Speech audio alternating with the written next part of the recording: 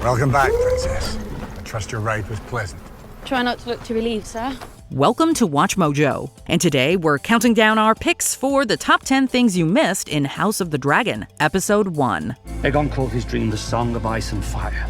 For this list, we're looking at Easter eggs, references, and other subtle connections that might have eluded your keen eye during your watch-through. If you haven't seen the series premiere yet, spoilers are coming. Anything else you noticed? Loudly proclaim your findings in the comments. Number 10. Picking up where Game of Thrones left off. Okay, not really, seeing as House of the Dragon takes place 200 years before the events of the main show, but it's interesting to note that this follow-up begins in a very similar way to the way the latter ended. Tragedy had claimed both his sons, leaving his succession in doubt. So, in the year 101, the old king called a great council to choose an heir. As Game of Thrones fans will remember, and probably regret, the final episode saw the various remaining lords of the Seven Kingdoms convene to elect a new monarch. In an unprecedented move, they settle on Bran. Will you lead the Seven Kingdoms to the best of your abilities from this day until your last day?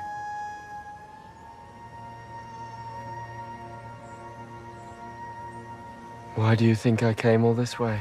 Well, perhaps it wasn't quite so unprecedented, as House of the Dragon catches viewers up by depicting King Viserys' appointment after a great council deliberates on the rightful heir to the Iron Throne. We guess history really does repeat itself, huh? It is declared by all the lords paramount and lords vassal of the Seven Kingdoms that Prince Viserys Targaryen. Number 9. House Sigils. May the luck of the Seven shine upon all combatants! The Tourney of the Heir is essentially a cornucopia of Easter eggs, featuring a slew of sigils from the competing houses. We're sure you didn't miss them hanging from the tilt barrier during the jousts, but we doubt everyone identified all of them, so that's why we're here. A mystery knight? No, a Cole of the Stormlands. I've never heard of House Cole. Of course, we all know the Targaryen sigil as represented by a three-headed dragon, and the black-pelleted sigil of House Cole is prominent as Daemon jousts Criston Cole. Also seen, however, are the Lion of House Lannister, House Baratheon's Stag, Tully's Trout, and the Archer of Tarly. Lesser-known ones include the literal seahorse of House Valyrian, Mallister's Eagle, Corbray's Raven, and the High Tower of House Hightower. Pretty on the nose there. For his first challenge, Prince Daemon Targaryen chooses Sir Gawain Hightower of Old Town, eldest son of the Hand of the King. Number 8. Aemma's Bath. In the first act of the episode, Viserys finds his wife, Queen Aemma, bathing in the last days of her pregnancy. Upon joining her side, Viserys remarks upon the lukewarm temperature of the water. It's tepid. It's as warm as the maesters will allow. Don't they know dragons prefer heat? Though dragons, and by extension some Targaryens, are drawn and resistant to extreme levels of heat, Aemma responds by saying this is the hottest the maesters would allow for. Of course, anyone who watched Game of Thrones knows that Daenerys Targaryen constantly bathed in scalding temperatures, so this connection is evident. It's too hot, my lady. However, seeing as Aemma's complicated childbirth ultimately leads to her death and the baby's, it's possible that this scene could be read as foreshadowing that fact. I know it is my duty to provide you an heir. And I'm sorry if I have failed you in that I am.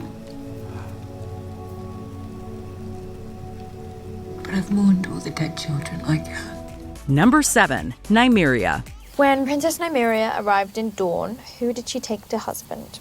A man. What was his name? Lord something. If you answer with Lord something, Septimalo will be furious. It's not just history that repeats itself, as House of the Dragon also brings back familiar names. There's the obvious connection between King Viserys Targaryen and the Viserys Targaryen we know as Daenerys' brother, but we're sure fans' ears perked up at the mention of Nymeria. Sitting under a weirwood tree, remember those creepy things? Rhaenyra and Alicent recount the history lesson of the warrior queen. Princess Nymeria led her Rhoynar across the narrow sea on 10,000 ships to flee their Valyrian pursuers. She took Lord Mors Martell of Dorne to husband, and burnt her own fleet off Sunspear to show her people that they were finished running. Of course, we haven't met the real Nymeria, with her having existed even centuries before this show, but we have met Arya's direwolf of the same name.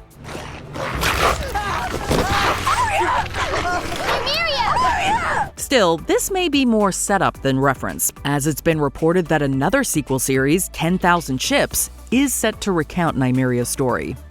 Number 6. Balon Targaryen. Viserys isn't the only name Targaryens apparently like to reuse over the years, as King Viserys decides to name his new baby boy Balon after his own father. Had you and the Queen chosen a name? Balon. Much like his namesake, Balon isn't long for this world, but the similarities don't end there. At the beginning of the episode, we already know that the first Balon, along with his brother, have already perished. But book readers will remember that Balon's death was attributed to a burst belly, basically appendicitis in the real world. A technique is taught at the Citadel which involves cutting directly into the wound to free the infant. But the resulting blood loss... 7 house bellows. While baby Balon didn't die of a burst belly, he did come out of one, as the fraught birth requires a cesarean section. Next time you're naming your kid Viserys, try not to tempt the fates. The heir for a day. Did you say it?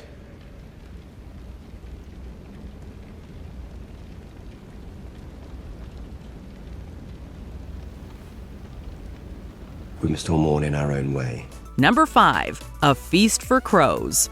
While the fourth novel in the A Song of Ice and Fire series, A Feast for Crows, is about where the show began to diverge story-wise, screenwriters David Benioff and D.B. Weiss were still quick to drop the title during a conversation between Ramsay and Roose Bolton. And what do you recommend? That we not sit and wait for Stannis to decide what sort of fight this is going to be.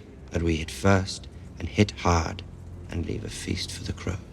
Obviously, Ramsay's being literal about said crows and their feast, but when the line loosely reappears in this episode, King Viserys is being a little more metaphorical. These recent tragedies have left you without an obvious heir. The king has an heir, my lord has. Despite how difficult this time is, your grace, I feel it important the succession be firmly in place for the stability of the realm. Even though Aemma and prospective heir Balon have just died in childbirth, the small council is already fretting over who's next in line. Incensed, Viserys rebukes them, likening them to crows feasting on corpses. My wife and son are dead!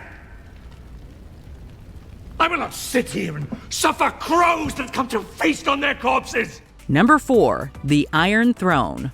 Sparo trivo se gauma kepus. Nuhos odime.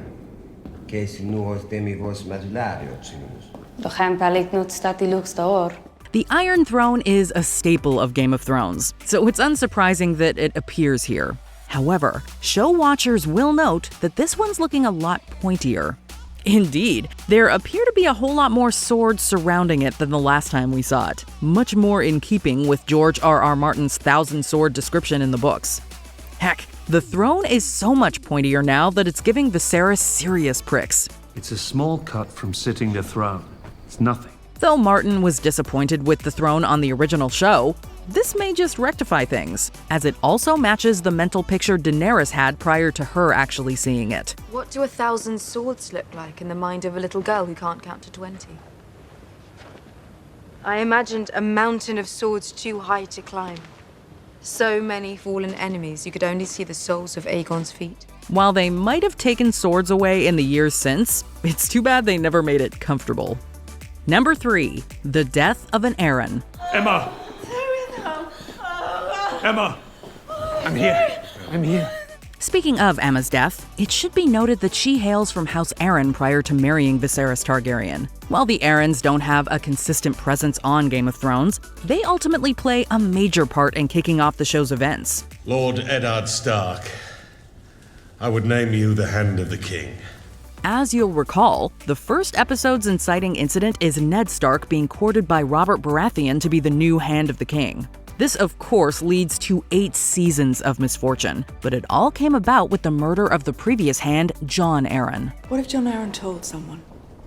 But who would he tell? My husband? If he told the king, both our heads would be skewered in the city gates by now. Whatever John Arryn knew or didn't know, it died with him. While we're only one episode in with House of the Dragon, we're already seeing that this Arryn death is similarly having major repercussions with Westeros at large. Number 2, the Valyrian steel dagger. And just as Daenerys foresaw the end of Valyria, Aegon foresaw the end of the world of men. Just to begin with a terrible winter, gusting out of the distant north. More than anything else in the episode, Viserys' speech to Rhaenyra is teeming with references to Game of Thrones, recounting Aegon's dream of the events of the Great War between the living and the dead. Obviously, we're not saying this connection was something viewers missed, but a smaller moment occurs when Viserys clutches the dagger attached to his hip. This secret, it's been passed from king to heir since Aegon's time. Now you must promise to carry it and protect it. It seems like fate that Viserys would have this dagger with him at this moment, considering its huge importance in the events he describes. Not only does the dagger kickstart the War of the Five Kings with the failed assassination of Bran, but it ends the Great War when Arya uses it to end the Night King.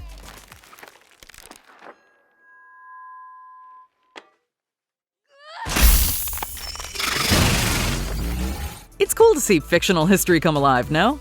Before we continue, be sure to subscribe to our channel and ring the bell to get notified about our latest videos. You have the option to be notified for occasional videos or all of them. If you're on your phone, make sure you go into your settings and switch on notifications.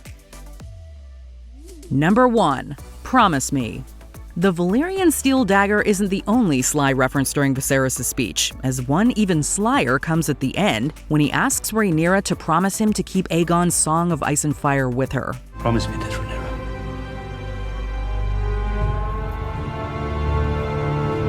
Promise me. The exact words, "Promise me this, Rhaenyra, promise me," may not seem like much, but they're actually eerily similar to another pivotal moment in Game of Thrones. You're not a dream. No, I'm not a dream. I'm here. In the Season 6 finale, Bran's vision takes him to the Tower of Joy, where Lyanna Stark gives birth to Jon Snow. We don't hear Lyanna telling her brother Ned that Rhaegar Targaryen is the father, but when she similarly has Ned promise to keep Jon safe, her words are almost the same as Viserys's, save for the name change. Promise me, Ned. Promise me. Did you enjoy this video? Check out these other clips from WatchMojo, and be sure to subscribe and ring the bell to be notified about our latest videos.